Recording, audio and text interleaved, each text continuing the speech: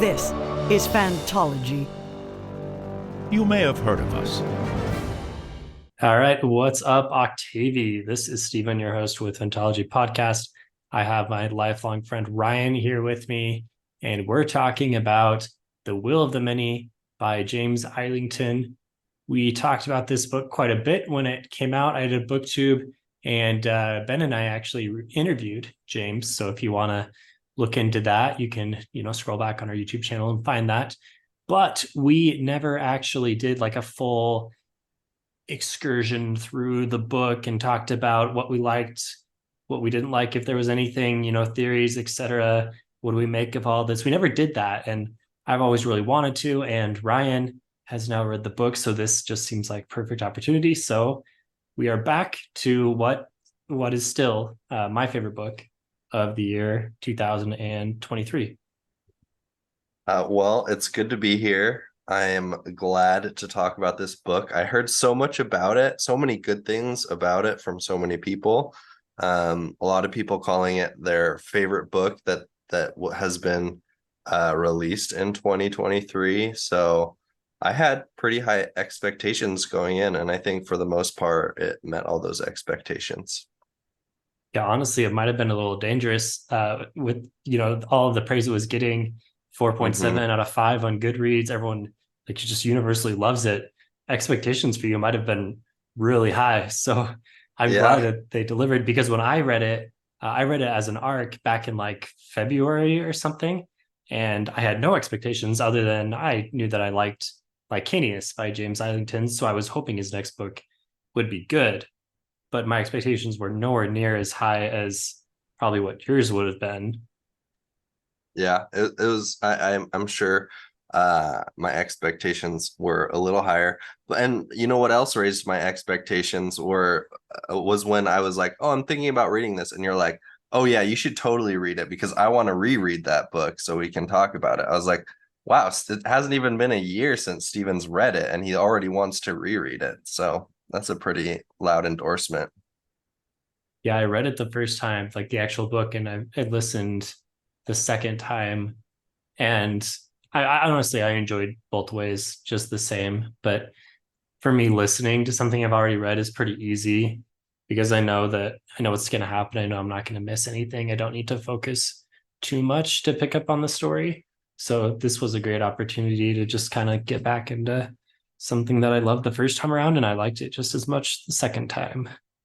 Yeah. Also, if you are listening so far and you haven't gone back and listened to Fantology's interview with James Islington, I would recommend it. I don't think there are spoilers in that interview. No, yeah. I just mentioned that real quick, but there are no spoilers. We just talked about Licanius maybe a little bit, but we mostly talked about his writing process and what went into the book and what his plans are for the future a little bit. And so, yeah, no spoilers at all. This was back when it was first coming out. So obviously spoilers would not have been appropriate, but yeah, no, it was a great interview, and we were very grateful for James for coming on, and I had a great time chatting with him. He seems like a really cool guy. Like it was kind of like if I imagined a member of Fantology had written a book and then was like going around being interviewed. I don't know. That's kind of how I imagine it would Just be.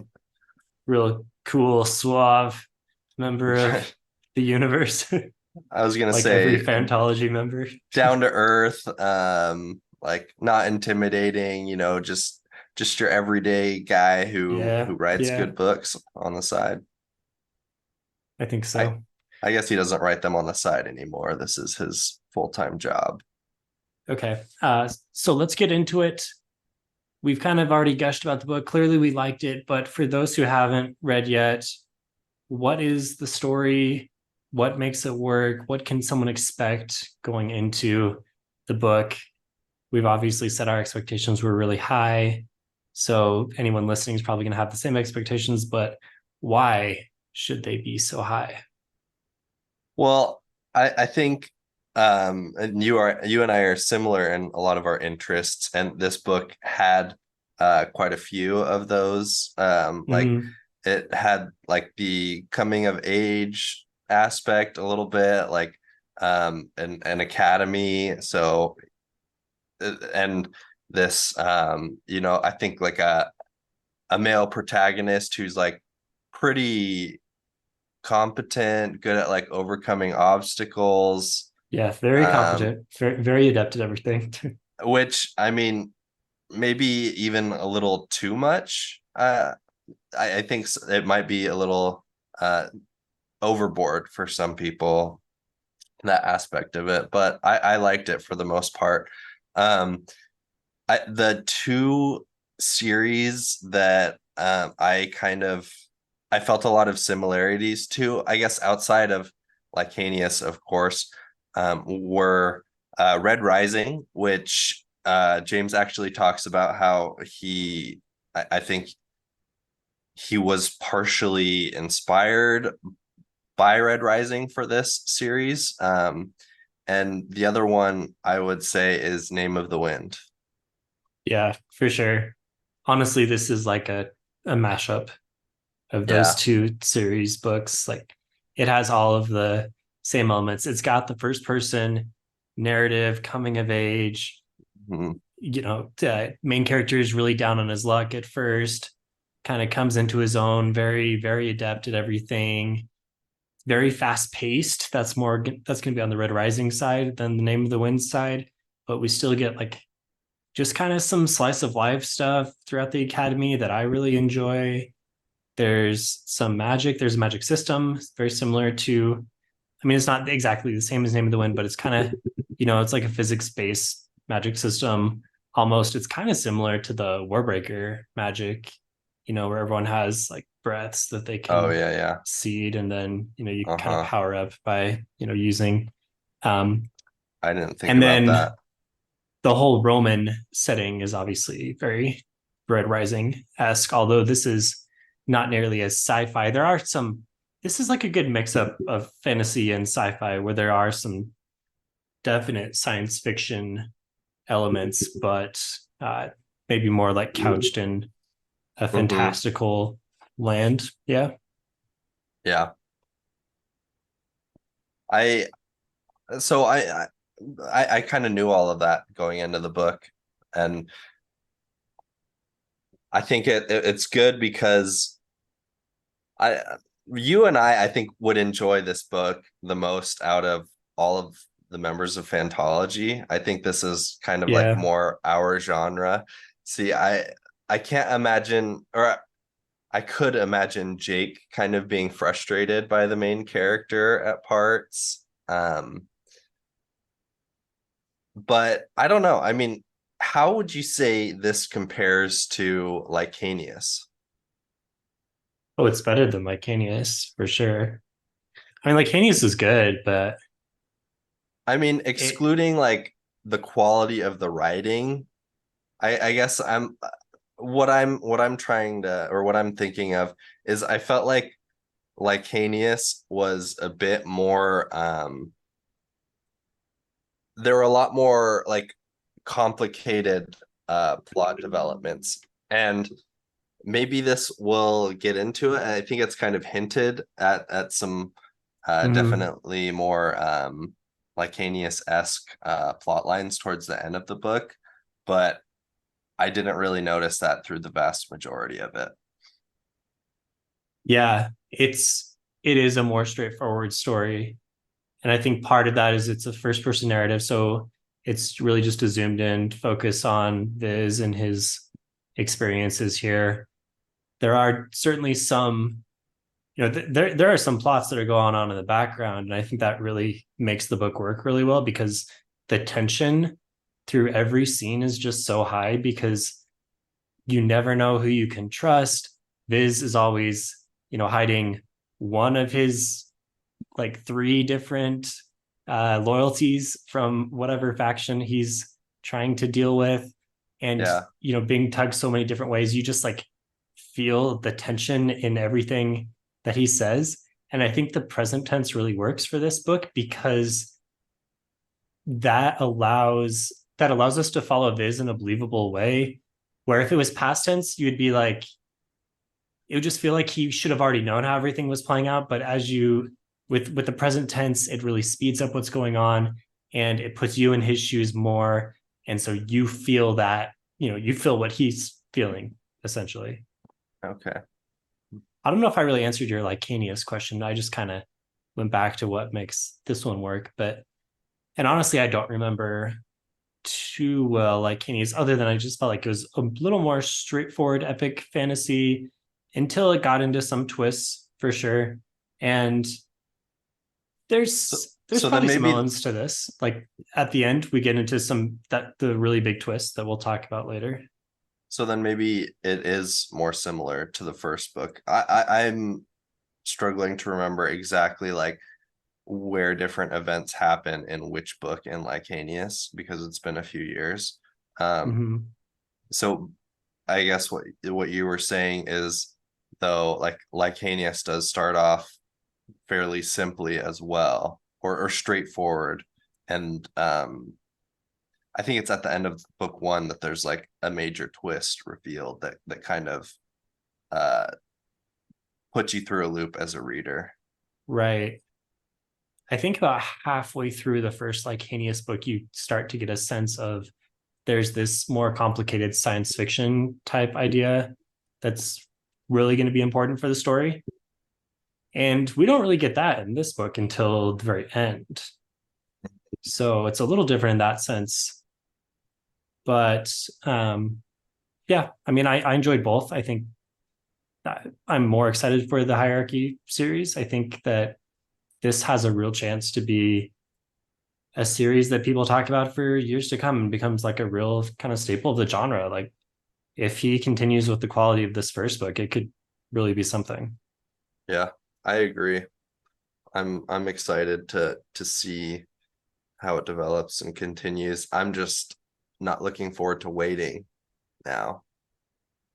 Yeah, I don't think I don't remember what the, release target is. It's probably about a year away or so, but I need to check his blog again. He does like quick updates in his blog every 3 or 4 months or something. And I Okay. know that at the time that I was reading The Will of the Many, he'd already made a lot of progress on book 2, which is called The Strength of the Few. Pretty sure that's the Yeah. title of the second book. Mm-hmm. So it may be like ready to go at this point, getting pretty close to all the publication timelines and all that. Hopefully, I mean, I would assume next year. Let's hope so. For my But sake. yeah, obviously this business, you never want to bank too much on books Mm-hmm. coming out when you want them to. I know. That's one of the tough things about reading a series like from the first book when it comes out. You kind of have to wait for each book. Yeah. Although Yeah, as for I've sure. gotten older, I think that has gotten a bit easier. And at this point, we've read so many books. Like I have what, 5, 6, 7 series that I really like that I'm just waiting for the next book to come out. So there's Mm-hmm. always several books a year that you can pick up, and resume the series. That honestly, the most challenging part is just remembering what happened in the Yeah. previous book, Yeah. especially with these big epic fantasies. It's tough. I'm curious what before we get into spoilers, was there anything about this book that you didn't like or you think would be kind of a turnoff to certain readers? Honestly, it sounds kind of weird, but my least favorite part of the book is like the main plot, which and when I say least favorite, like I didn't dislike it, but I just liked everything else more. So sometimes I was reading and I would more enjoy what was going on and kind of like the day to day of what Viz was Yeah. doing. And then the main plot would step in and I'd be like, all right, I guess we got to go do the important thing now. Like I So would much rather just kind of hang out and enjoy life. do you mean like the overall politics of the world? More so his investigation into kind of what the Okay. secretive thing that is going Okay. on, and then I the see. reveal at the Yeah. end that things are much more complicated than they seem. like at this point, if I have to rank the things that I enjoyed, that's probably towards the bottom, which is Okay. strange because it's the most important thing in terms of plots. Okay. Yeah, I actually really like that part. So I think that maybe it's just a taste thing. I don't know that. Yeah, and I didn't dislike it. I don't think it's poorly done at all. I just enjoyed his friendships and kind Mhm. of some of the minor struggles that he gets into so much that, I wanted to just continue on those things rather than, you know, move forward. And maybe part of it is because I know that once they go into the main plot, like they're going to be leaving behind what's already established, the things that I love, because it's so fast paced that very quickly, that those relationships and those I guess those minor plot points are now kind of in the rearview mirror. Mhm. Um, well, I think we should rank this out of 10. I don't know. Before we get into spoilers, what do you think? Sure. I don't remember what I gave it in my booktube video, but it's like a 9 out of 10. Oh, Or wow. That's really I, good. yeah, no, it's really good. Maybe I don't know. You can't give anything a 10 out of 10. It's just like not even possible, right? I'm I debating a mean, nine or a I nine or a think 9.5. I think you could give a book a 10 out of 10. I think maybe the 10 out of 10 would be like your favorite book of all time. Okay. So for me, Name of the Wind gets 10 out of 10. Okay. So that's pretty good. So 9 out of 10. For me, I think I would probably give it an 8 out of 10. Dang, just I an eight? liked I Just I an eight, liked it Ryan? a lot. I think an eight's a good score. So last my most recent review with Jake, I gave Dark Age an 8.5 out of 10. And so I'm kind of like in my mind, that's like the most Mm, recent benchmark for me. And okay. I don't think it was quite as like riveting as Dark Age for me. But there were a lot of parts of it that maybe I liked more than Dark Age. I don't know. Maybe I'd give it like an 8.25 out of 10. I Mm. So just that Dark Age minus whatever, tiny infinitesimal amount in order to yeah, rank them. Yeah. Yeah. yeah. Mhm. Gotcha. I have not yet read the second Red Rising grouping, so I cannot compare to those books. But I mean, if the hierarchy continues, if it continues to be strong and the books come out at a pretty brisk pace, which I think they will, because, James is still a younger author. He's not nearly as established as some of our slower authors that are, we're hoping for works a little bit quicker. Anyway, he's shown that, he's going to pump out stuff pretty quickly. He's written 4 really big books in Lycania. So I don't imagine we're going to be waiting too long. And anyway, what I'm trying to say is if this finishes up, then this has a definite chance to get into my top 5 of all time. I think so too. Yeah. And I actually just rearranged my top 5 because I added the Greenbone saga by Fonda Lee into my Oh, top 5. wow. That's in your top Yeah. five. What did it bump out? It came in at number 4 and Mistborn was number 5. I don't know. Honestly, I don't know if I had like an established top 5 before I Okay. decided to say that the Jade books were in my top 5. So my top 5 was Stormlight, Wheel of Time, First Law, and then the Greenbone, and then Mistborn. Okay. And I feel like Song of Ice and Fire should be in there somewhere, but I don't know. Maybe if it ever finishes, I'll add it.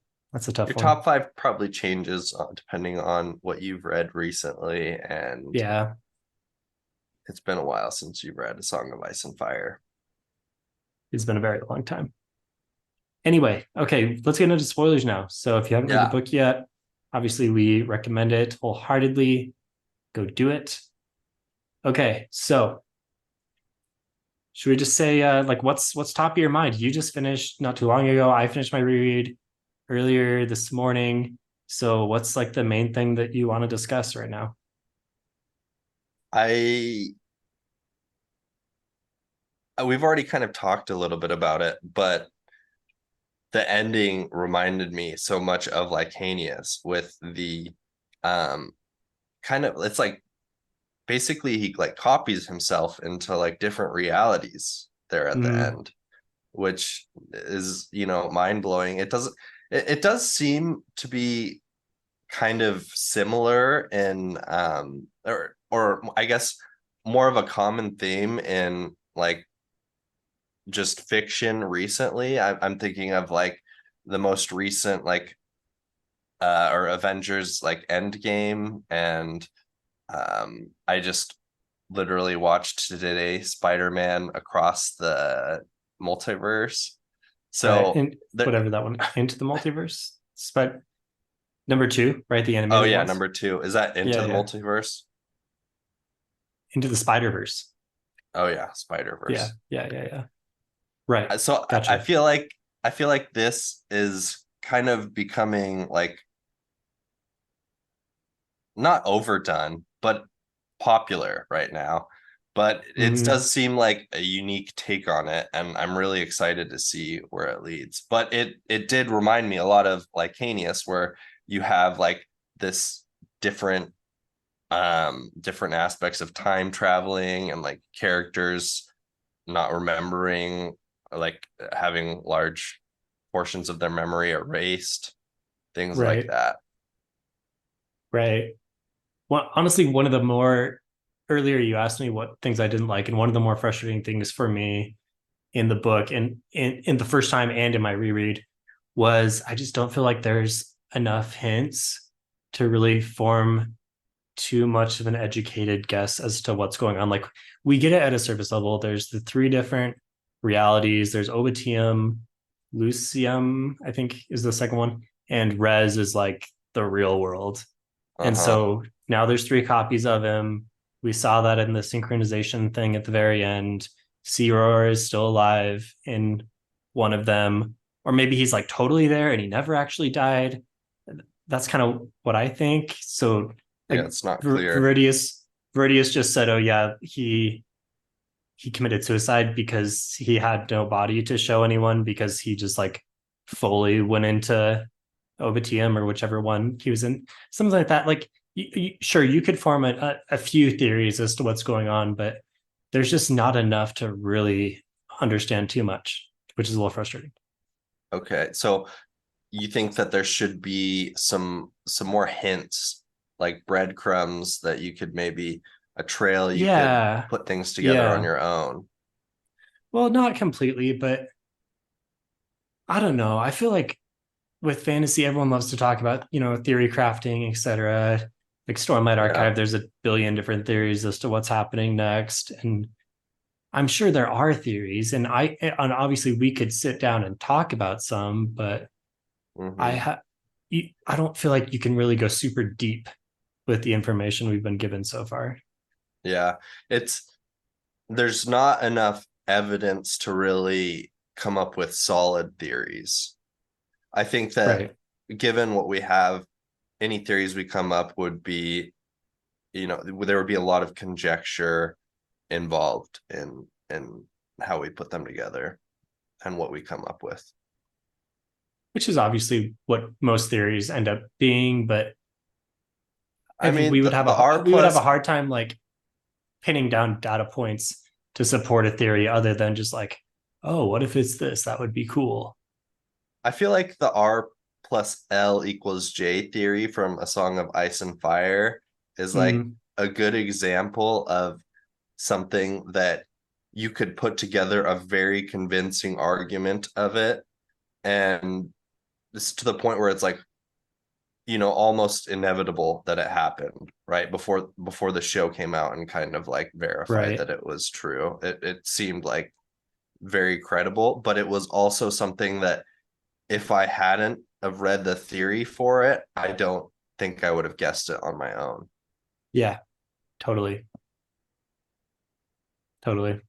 I think And there are enough in, yeah, in the Song of Ice and Fire, there are enough little hints that you could put that together.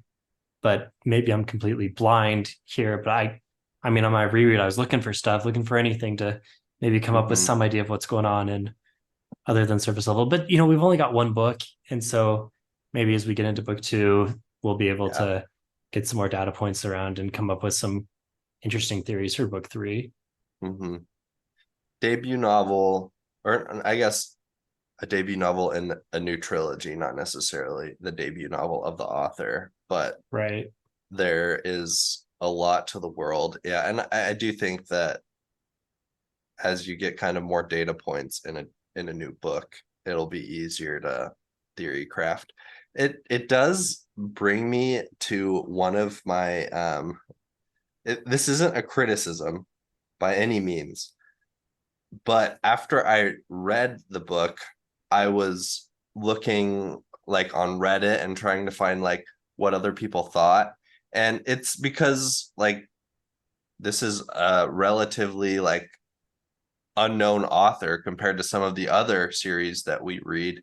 And so there just isn't quite like the same fandom to support it, to support all those Mm-hmm. theories and discussion. And so it's made me realize like how spoiled I am when I read, something Cosmere related, where there's like very intelligent people who know the Cosmere very well and can say like, oh, Right. there was this part, and this part that all point towards this and this and this. And I'm like, oh wow, that's like cool. I totally missed that. Um, so, but I mean, maybe some people like that, or I don't know. It's you can discover it on your own. You could still do that with the Cosmere. You just don't read what other people say.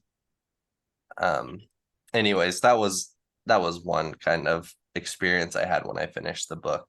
In my desperation to try and find more content in this world, Right. I was Right. like, what do other people think? Like, what am I missing here? Um, Well, hopefully, as more books come out and James kind of grows a bigger following. I mean, when The Way of Kings came out, there, I don't even know if Reddit was a thing back then, or nearly as big. It was like 2011. It yeah, probably was, no, but it wasn't. It definitely wasn't as big, but yeah, I'm sure there were not nearly as many, people that had read it and even cared to talk about it. But now, 12 years later, it's like the biggest thing in fantasy. mm-hmm. So that said, are there any theories, or what are you thinking about some of this stuff? Like, how does Lannistia fit into all of this? I guess we would assume that she must have ran the labyrinth as well. Her memory was erased. She lost her eyes, and but for some reason did not go into OTM, like did not go into the next realm. That's, I guess, what could have happened. Like her and Zero went through together, maybe, and he did, but she didn't. Yeah, it's not necessarily clear. Like those people who kind of guide Vis at the beginning of the labyrinth Mm-hmm. and then like end up, sacrificing themselves to demonstrate like the Right, the wraiths or the remnants. Um, right. it seems like something similar maybe happened to her. Like maybe there somehow she created like multiple copies of her, but failed to synchronize the copies. So maybe there is still like a copy of her waiting its turn to guide somebody in the maze. I don't know, because those didn't seem like they were alive. Like Yeah, I because think Vis that was asking those them like, those guides, like that could have been an opportunity to provide some hints in what they said, but I didn't see anything when I reread it. It just seemed like they were I kind of kept vaguely thinking talking about the cataclysm. I kept thinking that Roar was gonna end up being one of them who came Mm, up. And that was like that could how have been Vis good. was gonna be like, oh my gosh, like this is what Mm-hmm. happened to him. Um, I mean, I, there's gonna be more to it, right? I think somehow that's related to Lannistia. I mean, when I first began the book, I thought that Lannistia had something to do with Siror's disappearance, and that she was kind of like faking the fact that she lost her memory. But I mean, as I went on, that theory lost credibility in my mind based on the fact that she was being very helpful towards getting like Vis prepared for the academy. Whereas if she did have something to do with it, you'd think she would trying to be hinder Vis's investigation. Right. What do you think of Viridius by the end? Like, it seems like what we're supposed to think is that Olkiskor, right? Olkiskor, I think that's how you say Yeah. it. He was really just wrong the whole time. And, Yeah. Viridius, well, Viridius doesn't exactly have everyone's, best interest in mind. He seems pretty obsessed on these ruins and figuring out what's going on there and like stopping another cataclysm, which I'm not really sure what to make of that. But it seems like Olkiskor was just wrong the whole time. And really Viridius kind of just knew way more and was, had nothing to do with Sior dying. At least not like antagonistically. Yeah, I think that Viridius is going to turn out, or he has been a little bit more benevolent than Olkiskor made him out to Vis, like made him appear. I think he actually is like, I think he is basically what he appears. Like, I know he's hiding a lot, but I think for the most part, he wants we like have what's a good best. idea at this point. Yeah. And although people are disappearing, I think that he genuinely is like sad for like the sacrifice people have to make running the labyrinth, but knows that I guess the ends justify the means in this situation. My follow-up question to that is, do you think like Olkiskor is quite a bit worse than we initially thought? Because like his last interaction with Vis was basically like, you have to do this, like you have to try and run the labyrinth, like even if it kills you, like that's what you said you would do for me. I feel like he has definite potential to turn into a full-on villain as the story progresses.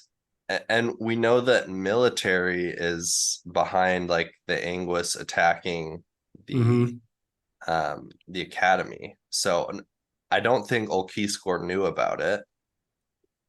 But I don't think so either. Like he wasn't part of those meetings. And honestly, when they were at Zeus for that little convention, it seemed like Olkiskor was kind of just a crony, almost like he's fairly low down in terms of like he is he's a Sextus, is that he's a Quintus? Quintus, yeah. Magnus. So he's still Quintus. like up there, but compared to the real still, those that really have power, he's not. There's still like 4 levels ahead of him, right? You have the Quartus, Tertius, Domitius, and the Princeps is at the top, right? And then Domitius, which is what Indol's father is. Yeah. So I mean, he's not as important as, I mean, I guess from Vis's perspective, he's very important when he meets him because he hasn't met Quintus before, but still he's not as important to the larger goings ons of the empire. I think both Olkiskor and Viridius's characters were done pretty well, where throughout the whole book you never really knew how much you should be trusting them, and as time went on we kind of revealed different realities around them. That was well done. The most interesting character, or maybe not the most interesting, but the one that I was frequently thinking about as I was reading was Amisa. And it was mainly because she's too beautiful, huh? She's so beautiful. It was mainly because she's a third, and she immediately takes an interest in Vis and is like, helping him as he's mucking out the stables and like giving him tips, helping him train for like to advance. And like, what is her motivation? And we still don't really know at the end of the book. We know that she's probably like on Viridius's team because she knew That's what about I the would tainted assume. blood. But was it Yeah, Viridius who told her to get close to Vis? that's my assumption. I don't know if there's any way that we could really know more. I couldn't find anything in my reread because I was interested in that. Because yeah, it's like really sus that she's Yeah. super into Viz right away, Hmm. but in like, you know, not overbearing, just in kind of in a flirtatious, tempting way, you know, that made her I don't know. a real target of interest. She was like asking him, she's like, we could go to this lagoon together at night. It's Oh yeah, very yeah, for like sure. Yeah, very she ramped it up a lot once they went to Sue's. yeah. I was kind of like, what's going on here? What's her motive? Um, Mhm. which I love the part where him and Aiden are talking in Chimeric or whatever that language is, and oh they don't yeah. realize that she can speak it as well. Oh And yeah. they're talking He, about her. That was a good part. That got me laughing. I kind of like figured that was gonna happen, it seems like Yeah. a little bit of a trope where you're like talking about somebody like in a different Mhm. language and then it turns out they know the language. Yeah. Yeah. But But yeah, I once when they finally get together, when they finally kiss, right? Doesn't she say something like, "Oh, finally," which makes you think like, well, you know, maybe she's just really into him, and so she's like, "Oh, finally, you know, we're getting together." But also, like, it does seem like there's some additional motivation for her to get close to him.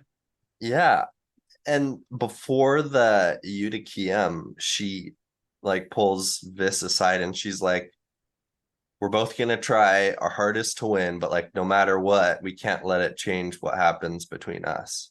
I'm Mm-hmm. like, I'm struggling to think like, is this because she legitimately has like feelings for Vis, or because there's like something greater, like some greater mission that she has that she knows she can't alienate Vis? I don't know. Mm. But I feel like she has genuine feelings for him by the end of the book. Like yeah, it's like a situation where it's like it's almost like a Chuck situation, Ryan, to get to another cheesy romance that we like, right? uh-huh. Like Chuck and Sarah get together. At first, it's just a mission for her, and then eventually she comes to have real feelings for the little doofus, right? Yeah, but usually it's like, I don't know. The way that she like kind of brought that up, it seemed like she was almost in love with Vis, which I don't I'm not like an expert on romance, but I didn't feel like their relationship was at the point where like Mm, they loved each other that deeply that like she couldn't bear for their relationship to be like severed. I don't know. yeah, they are only like 17 because he turns 18 on the last day. So That's it is true. very much a teen romance, Um, which, you know, tend to run hot and passionate that's and then true. flame out. So we'll see what happens here. I think this has good setup. And I like what he did, what Islington did with her character, because she's not just a love interest. Like we just spent 5 minutes discussing what other motivations she has, and she's just like she's a super accomplished character in her own right. So I Hmm. think that's really well done. Yeah, I think the pitfall that a lot of male authors can fall into is they make like female characters who can't really stand on their own without the protagonist. It's Mm-hmm. like, how do you justify them being there, except to like move the plot forward or like the romance forward? Right, And I right. think she is there, like she can stand up on her own, right? So my favorite part of the whole book was the little vacation in Seuss. And Hmm. the reason why was just the emotions of it. I felt like it was really well done and really struck home. Like as he was getting off the boat and seeing his hometown again and her homeland again, right? Just I feel like I was totally there for that. And when he has his little clandestine meeting with the former advisor. I don't remember his name, and they like go through their old stuff, and it just, yeah, there's so much heart in those scenes. I really loved it, and Yeah. it was almost like Viz really needed that, and the book really needed that because he'd just been so beaten down, and he was almost losing his identity, and so giving him the opportunity to go back home really kind of centered him and progresses his character arc. And I thought that was just brilliantly done. I was there for all of that. I felt like this book has excellent emotional payoffs, and I And really enjoyed it. and the end of it was kind of touching too, where he talks about leaving, and he says like the first time he left Seuss, he was basically like fleeing for his life, but this Mm-hmm. time it felt much more like he was saying goodbye. And I thought that was kind of like a little touching, he's like finally gotten to the point where he, is able to, I guess, get some sense of closure with his past, Yeah. so that he can like move forward with his future. Not that I What do think the you Sue think? storyline is done. Right, right. No, I'm really looking forward to whenever the big moment comes where everyone realizes who he is and it Uh-huh. destroys everything, right? Like it's Yeah. totally setting up for that. And in a very similar way to what Red Rising Yeah. does. Yeah. I'm assuming that will happen somehow. Not that I'm looking forward to seeing that happen because that's gonna be terrible, but I think it could be done really well. It has excellent potential. It's gonna be terrible for Vis in the moment, but it'll be a fun to read. What do you think is going on with Indel? Like Well, Viz kind of blackmails him with, saying, I know your secret, whatever. And he's like, oh, crap. yeah, I was thinking about that because later on, Endel's like, "How did you know that?" Mm-hmm. And Vis was like, "Wait, I thought he knew that I knew that." Um, I Right. mean, we later hear that, or Vis kind of like thinks that Amisa didn't learn it directly from Indel. Amisa learned it from Viridius, who learned it from Indel. That's what I would assume. Yeah. So I mean, we know that Indel and hates his father, and maybe that was kind of his motivation to turn to Viridius and decide to join religion. But what do you think was the secret? Like, what was Indel thinking that Viz knew? Because clearly it was Oh, not the that he was defecting. that's a good question. I hadn't even thought of that. Maybe it has something to do with, no. I feel like I I don't know. know. Okay, tell me, I tell was me. curious if you had. I think he's gay. I think that's the whole thing because Oh, it's mentioned that homosexuality is frowned upon in the Empire. And there's a line where oh. when Belly's trying to get with Indel and Viz asks Amissa, like, could, is that going to happen? And Amissa's like, no, trust me. So I feel like she I do knows. remember that line. I do remember that. I didn't put it together though. I think you're right though. I think he'll be a good character going forward too, because he knows Viz's identity. So I mean, that's really important. He's definitely going to stick around somehow. Wait, Indel knows Vis's identity? Yeah. Well, okay, he doesn't know that No, he was the prince, but he knows that he he knows has some connection he's from to Sus. Seuss. Yeah. So I feel Yeah. like honestly, I don't know why he didn't put it together more. Maybe he's just not familiar. Maybe they in like the actual Katenin history or whatever, they don't even mention that Viz survived. They just say, the whole family was killed. Yeah, I think that's probably the case. But I think eventually he's gonna figure that out.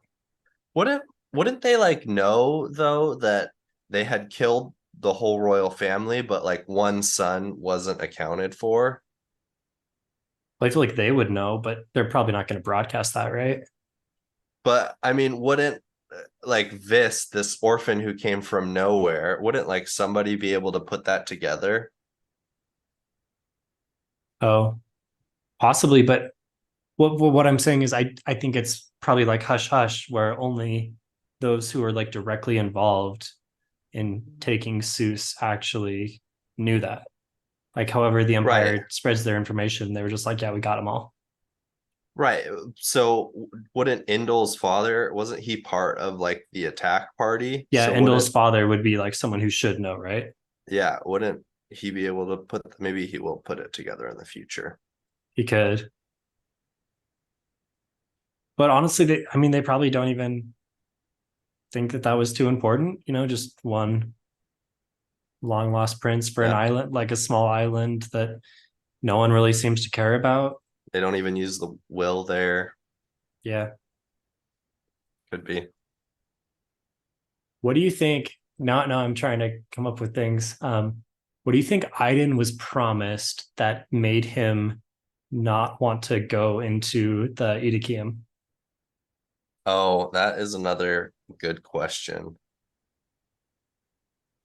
Because he tells this, I trust you. He tells him his backstory with his, like with his mountain tribe, right?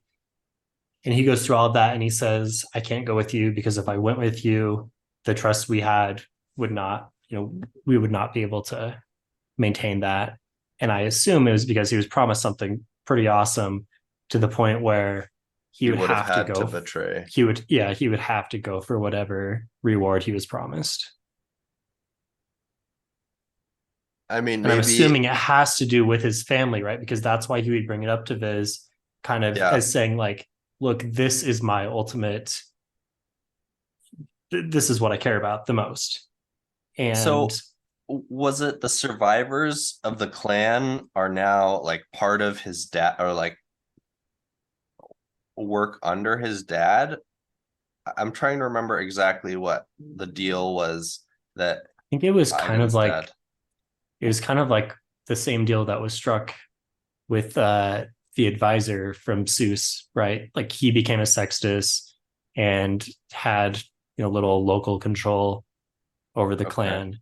But I think they took Iden as essentially like a hostage to make sure that he behaved.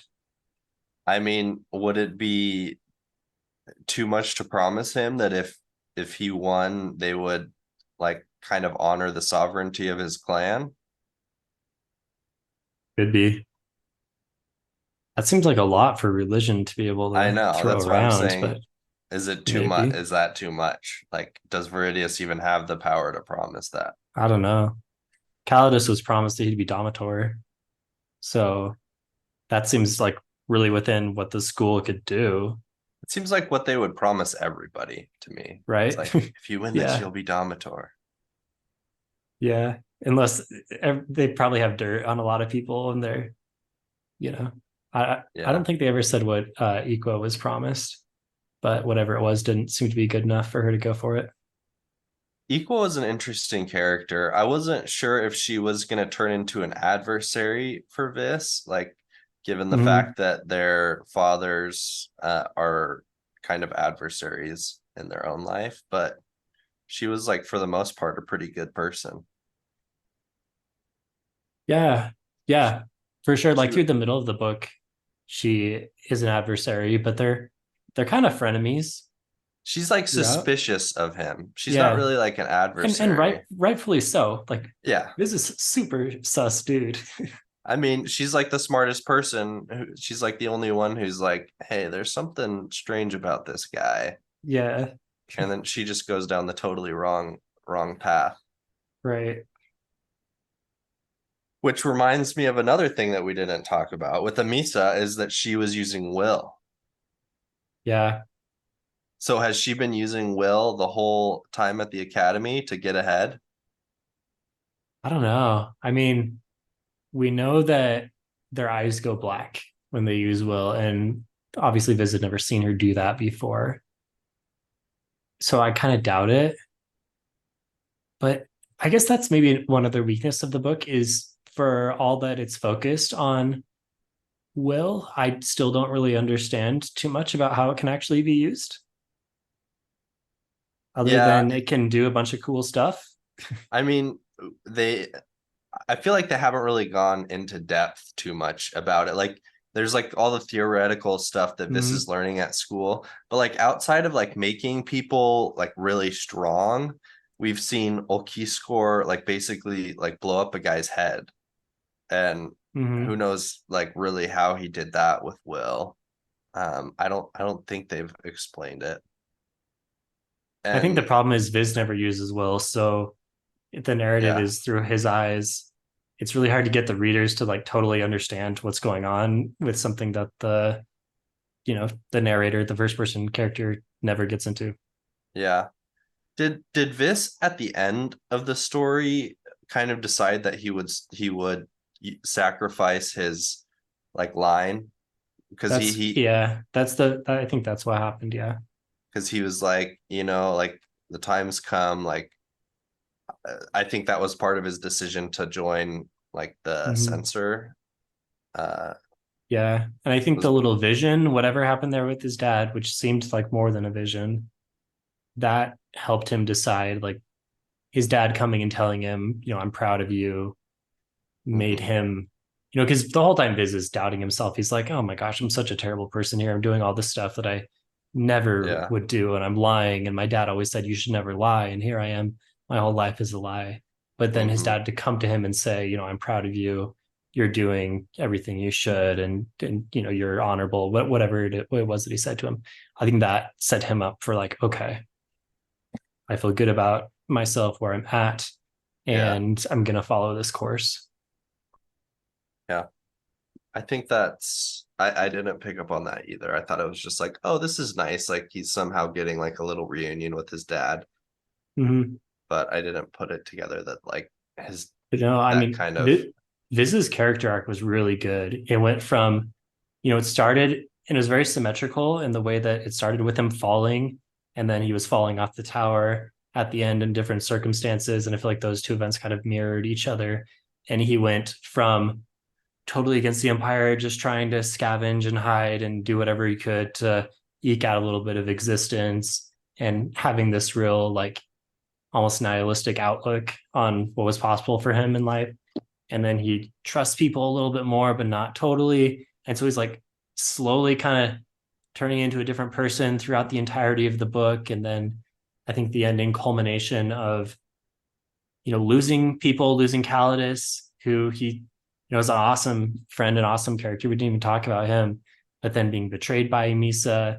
And then like this kind of gives him fuel for whatever he's going to go through in the next mhm. book, as he's like, screw all you guys, I'm gonna burn this to the ground, is kind of what he said right as he won the Idikium, which was an awesome scene. Yeah, so I really like that part and I thought it was awesome. I think that maybe like a worst of the best would be that like they didn't I don't think the tension from that situation played out for very long because immediately after that this passes out and then he like wakes up in the Mm-hmm. bed and then Viridius is basically like, oh, Amisa wants to see you, and this is like, she tried to kill me, and he's like, no, she didn't, she thought your blood was tainted, like she thought you were like beyond saving. Mm. I thought that like that like her You're saying like if motivation. that if that was you, you'd be like, tell me more, please. Well, that, but I think that like it would have been an interesting move from the author to keep us more in suspense of Amisa's motivations for killing Vis there, rather than like Mm. immediate like this is like, Oh, sure. wow, they betrayed me, like I'm gonna burn you guys to the ground, and then Viridius is already like, hold up, like we're trying to stop a cataclysm. Amisa only killed you because she thought you were turning evil. And whereas I don't necessarily know Mm. how it could have been done, but like to keep you in suspense behind with their motivation. So Vis doesn't know yet. And so he's kind of like working against them, and then somehow it comes out later. Mm. Yeah, I don't know either. I see what you're And saying though. It just yeah. ends very suddenly. And some of the things that like we just kind of got into of, oh crap, Misa's betrayed us. But okay, like it's actually resolved, kind of. We're still Yeah. not okay with it, but at least it's not like totally evil. Mm-hmm. Yeah. Which, But and then the book ends like a few pages later after yeah, the whole synchronization thing. it ends a little too abruptly. I like wanted more answers with everything. I was Mm, like, so his blood was tainted. Like, what does that mean he's going to become? Is he going to become like one of those people, like the zombies with like the obsidian sword through his chest? right. Like it was kind of confusing, and the whole alupi, I was like, Yeah. it seemed like it was friendlier with him than maybe more than That's his like my single interaction. Yeah, I'm glad you brought that up. That's my worst of the best. The Diago Alopai. Because yeah, there was a single interaction and then it gets huge and it's back and it knows him. And it's like the thing that saves the day twice. Yeah, It's a little like Deus Ex yeah, Machina I was with just the, thinking with that. the wolf. Yeah. Hmm. Like animal companions are great. We like animal companions, but at the same time, that one didn't really feel earned as much as it should have. Yeah, and it has like there's like something about its healing abilities, right? Because this thinks it's gonna die and then he passes out and then he wakes up and it's kind of like back to normal almost. Could be. And Viz, I don't know what's exactly going on with Viz either, because like he should have died and he Yeah. falls. I mean, I guess he falls into the water, but he's stabbed and he's like, oh, the knife wasn't that big. But still, I mean, it seemed a little fortuitous that he survived all that. Maybe there's something else going on. Hmm. There's there's a lot of things to speculate And about the this whole book. ending part where all of a sudden he has this ability to sense people, which we assume comes Yes. from, it seems like everyone gets a superpower once they go through Finish. the synchronization thing. And we Yeah. saw the like teleporting dude. And I'm assuming Lanistia's ability to see without her eyes, like she says she can do it because she's super good with the, it talks about this, like she's able to, She focuses with will yeah, and with will, she right? can, she's kind But of I like don't, Daredevil, honestly. yeah, Daredevil's a good analogy. But is that purely just a will thing, or was that her superpower from going through? I don't know. That does seem a little bit different because it seems like the other powers are not will based. They're kind of this like weird energy that's going on. Yeah. I I wonder if Melior also, his destructive ability at the Nomakia, did that come from the same type of thing? I mean, I doubt he was on the island going through the labyrinth. So maybe there's other ways to access this power as well. yeah, it's so it seems like there are some members of the Anguis that know about it, or at least there was that one guy who could teleport or go invisible, who Mm-hmm. is like telling this that they have more in common than he thinks. So he knows about Right. it, but it doesn't seem like Relucia knows about it. Yeah, she So also kind of like Oki score, she also seems a little more of a pawn than we mhm, initially think. yeah. You brought up the point that she said there's one other person that knows your identity. I wonder if it was that dude, because he seems like he's now in command without Melior there. I don't I don't think it was that guy because he was kind of like surprised to see this, or maybe it was, but He was he surprised was, that Vis recognized him. yeah, he was surprised that Vis recognized him, but Vis was like, "Oh, like I know." Doesn't he say he knows Relucia? And he's like, "No, that's not what we have in common." He's like, and basically implying that whatever ability Mm-hmm. Vis has is something that they like. So that guy's probably done the labyrinth as Mm-hmm. well. And he knows that he's going to lose his arm. So it seems like there's always a Yeah. physical sacrifice. Although that Hmm. was interesting because if there's always a physical sacrifice, Viz doesn't really, like that toll doesn't really get taken from him until he gets bitten on his Yeah. shoulder, which was like well after he escaped. It seemed like there's another reality where he's able to avoid the zombies entirely and Hmm. keep his arm, in which case it's like, well, is there always a physical toll that's taken Yeah. from you from going through? Yeah. It it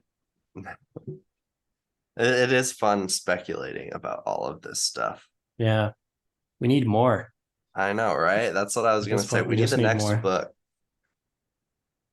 We need the next two books to come out right now.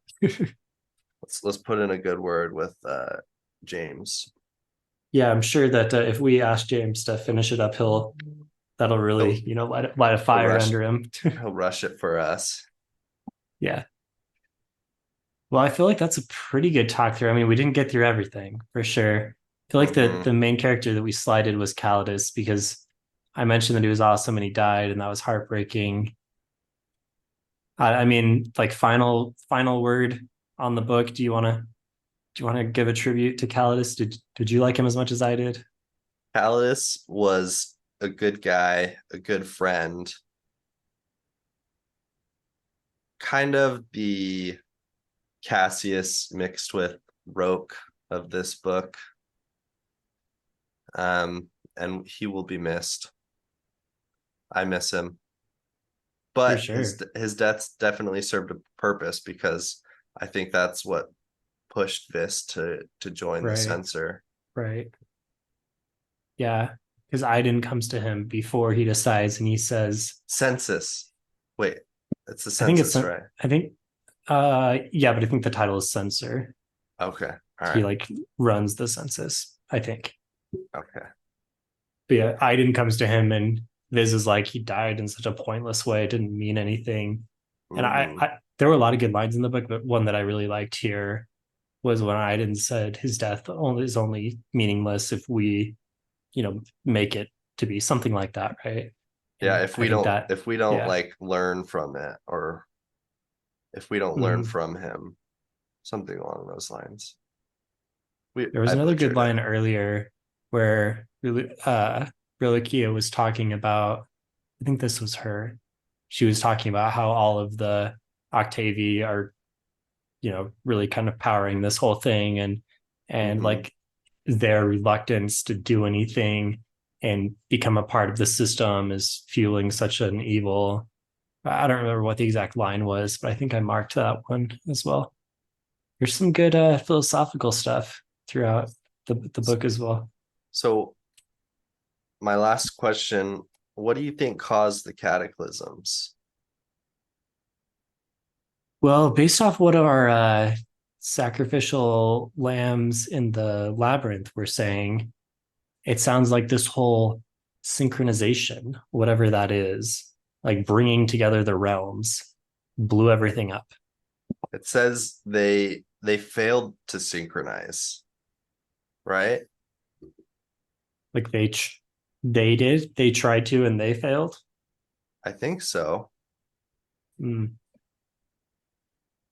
So maybe there were like multiple cataclysms every time.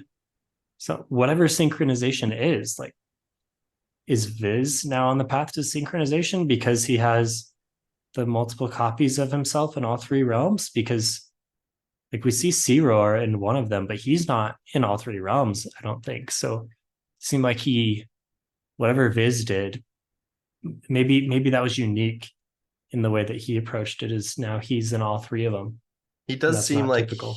he might be somewhat synchronized. I mean, if one of them like carves on his arm and then it appears Right. on the other Vis's arm, Right. I don't know. I mean, that seems like if That he's that not moment, that synchronized, he was the might. most like heinous moment I agree. for sure. Because I guess we're not going to do spoilers for those books, but like in those books, it was time travel, right? Like that's Mhm. kind of the big thing. In these books, it's the multiple realms, but you're still dealing with like multiple copies of yourself running around and different things and affecting. Yeah, same type of idea. Okay, I have one more question. I said that my last question Yeah. was my last question, but this is a good question that Jake actually asked me about this book that I wasn't able to give a good answer for. So maybe you have a good answer for it. Ooh, Um, okay. Lycanius, the trilogy, like the major theme of that trilogy was like predetermined fate versus free will. Yeah. Do you think there is a similarly strong theme in that you've noticed in this and so far in the Hierarchy trilogy? Yeah, I think there is. I might need to think about it in order to give a really succinct answer, but I think it gets back to what I was talking about earlier with that quote from Rolokia. I feel like the main theme is the whole idea of this empire that's built on the backs of people who are just trying to get ahead, but in doing that, they are enabling the top of the pyramid. Honestly, it's not too unlike what modern society is like, where everyone in the working class is just, working for the weekend, right? And trying to save up enough to survive. Yeah. Yeah. So it's greed is what you're saying? Or are you saying it's more like the greed of the few has kind of like rippled throughout the entire society? Or are you saying that the inaction of the many has kind of like enabled this to continue? I feel like it's both, but I can't, like I said, I can't do a super succinct answer like free will and determination. So Okay. I'm going to try to find that quote now and see if there's a better way to say it, because I feel like that really kind of got at the heart of the theme. Yeah. Yeah. Okay. All right. Well, hopefully you enjoyed this one. I'm glad that we finally got to talk about this in detail. If you have any comments, you can hop on our Discord. Links to that are in the episode description below, or just drop a comment on YouTube, whatever. We will see it. And thanks, Ryan. See you later. Fun book. Recommend For it. sure. Read it. Definitely. Can't recommend it highly enough. I'm going to have to do end of the year awards, and I feel like this one's already going to win. Yeah. All right. See you later. Bye.